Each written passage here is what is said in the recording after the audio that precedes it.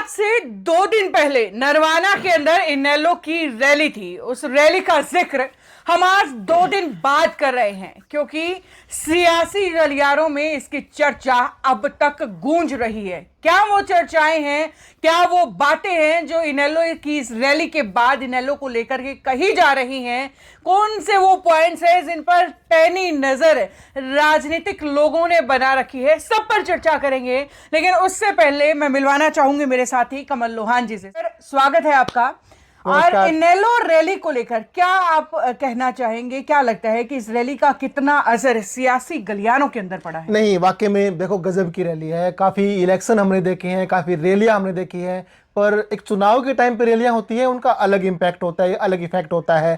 बिना चुनाव के ऐसी रैलियां होनी बहुत बड़ी बात होती है। इस टेम्परेचर देख रहे हो, इतने लोग इकट्ठे हुए, मुझे नहीं लगता कि अभय सिंह चौटाला को भी नहीं लगता था कि इस टाइम पे इस रैली के अंदर इतने लोग मौजूद हो जाएंगे। वाकई में गजब की रैली है और सियासी गलियारों में इसकी वाकई में चर्चा जोरों शोरों से चल रही है। बिल्कुल। इससे ठीक 2-3 दिन पहले जेजेपी की भी रैली हुई। जेजेपी की रैली को लेकर के भी खूब चर्चाएं हुई। हालांकि कांग्रेस और बीजेपी के तमाम जितने पॉलिटिशियंस हैं उनकी पैनी नजरें हैं क्योंकि वो बेमौसमी रैलियां हैं जो फिलहाल की जा रही हैं। ये वो गैप है जिसे भरने की कोशिश की जा रही है। बिल्कुल बिल्कुल सही बात है, ये गैप भी है और कहीं ना कहीं ये इनको ये लगता है कि जिस तरीके से जेजेपी ने पिछली बार जो है 8-10 सीटें लेकर जो है एक सरकार के अंदर अपनी भागीदारी बना ली थी, उसके बाद में है इस बार वो 0 पे अटक कर रह गए और इनेलो के पास 2 सीटें हैं। तो इन दोनों रीजनल पार्टियों की मैं बात करूं तो दोनों कहीं ना कहीं अपना दमखम दिखा रही है कि हम किसी से पीछे ना हट जाएं, ताकि अभी से अगर हम शुरुआत करेंगे इलेक्शन आने तक हम अच्छा खासा जो है एक सपोर्ट लोगों की, एक अच्छा वोट हम जो है इकट्ठा कर सकते हैं। और उसी के लिए जो है दोनों पार्टियां जो है जोर आजमाइश कर रही है। फिर भी मैं कहूंगा कि जेजेपी के मुकाबले में इनेलो काफी अच्छी निखर कर उभर कर सामने आ रही है। साथ ही में एक चीज और भी है, खासतौर से इसकी जगह, मतलब इनेलो की जो रैली हुई वो तो चर्चाओं में है ही, लेकिन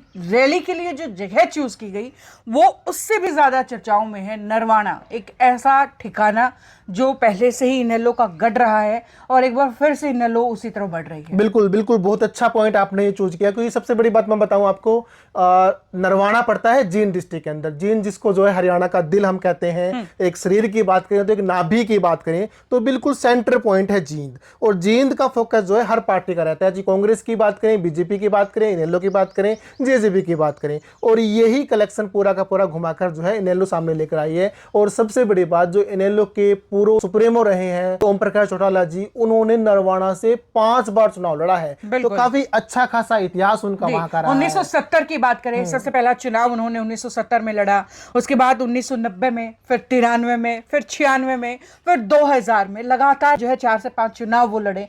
2000 के अंदर जब वो सीएम बने हरियाणा स्टेट के, तो काफी प्रभाव उनके इस नरवाना इलाके के अंदर पड़ा और उसी प्रभाव को वापस से जगाना चाह रही है, वापस से बटोरना चाह रही है इनेलो। जींद की आप जिक्र कर रहे हैं और देखिए ऐसा मतलब पहली बार नहीं है, कई बार जींद ने यह साबित किया है कि जींद के अंदर जो राजनीतिक पहल होती है वो धीरे धीरे हरियाणा के अंदर फैल जाती है। बिल्कुल बिल्कुल फैल जाती है। एक लहर जहां से उठती है ना, उसको बोलते हैं कि जींद से लहर उठी है, तो वो चारों तरफ जाएगी। और सबसे बड़ी बात, जेजेपी के जो सुप्रीमो है दुष्यंत चौटाला जी, उन्होंने चुनाव लड़ा था पिछली बार, तो पहले बार जीत गए थे, दूसरी बार जो है बहुत कम वोट उनको मिले हैं, तो उनका भी प्रभाव वहां पर बहुत कम लग रहा है। तो कहीं ना कहीं के अंदर जिस तरीके से उन्होंने जो चुनाव जब वो हारे तो एक राजनीतिक गैप आ गया है, जिसे मौके के तौर पर देख रही है कि वो जो है एक जगह खाली है। खासतौर से देवीलाल के सबसे बड़े समर्थक जो है वो उसी आसपास के इलाके में सबसे ज्यादा मिलते हैं। और एक बात मैं और जोड़ता हूँ ताकि जाट लैंड है और चौटाला साहब से बड़ा प्यार वो लोग करते थे, पहले भी करते थे।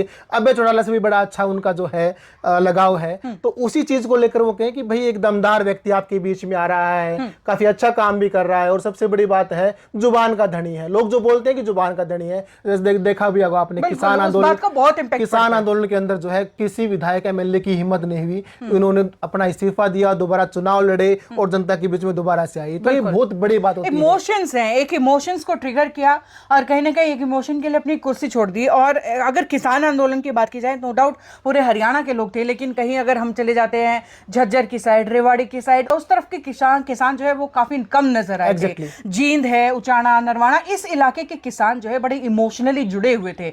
मुहिम समझ लिया था वो लोग, सुबह सुबह अपने घरों से जो है अनाज, दूध सब वहां भेजते थे। उन्हें लगता था कि हमारे बच्चे, हमारे बुजुर्ग वहां बैठे हुए हैं। अभय चौटाला ने जब जिस तरीके से कुर्सी अपनी त्यागी तो इमोशंस को ट्रिगर कर गए थे, और वो चीज बार बार कहीं ना कहीं जनता को याद दिलानी पड़ेगी कि आपका अपना कौन था, आपके लिए उस वक्त कौन खड़ा रहा था, जिसे करने का काम ये इनेलो बखूबी कर भी रही है। जी बिल्कुल बिल्कुल अंकिता, और मैं एक बात और बड़ी बात इसमें जोड़ना चाहूंगा। देखिए काफी टाइम से जो है अभय सिंह चौटाला जो है राजनीति के अंदर है, इलाहाबाद से चुनाव लड़ते आए हैं, तो अब उनको भी एक जो है पूरा हरियाणा भर के नेता के रूप में सामने आए हैं। पीछे जो उन्होंने पूरा हरियाणा की पैदल यात्रा भी की थी, तो काफी लोग उनसे जुड़े थे। तो अब वो खुद चाहते हैं कि कहीं ना कहीं इलाहाबाद से बाहर निकलकर किसी ऐसी जगह से मैं चुनाव लड़ूं ताकि सेंटर ऑफ पॉइंट हो, लोग उसको देखें, परखें और लोग उनका सपोर्ट भी करें। देखिए इनेलो का जो है ना बोलबाला हुआ करता था पूरे हरियाणा के अंदर।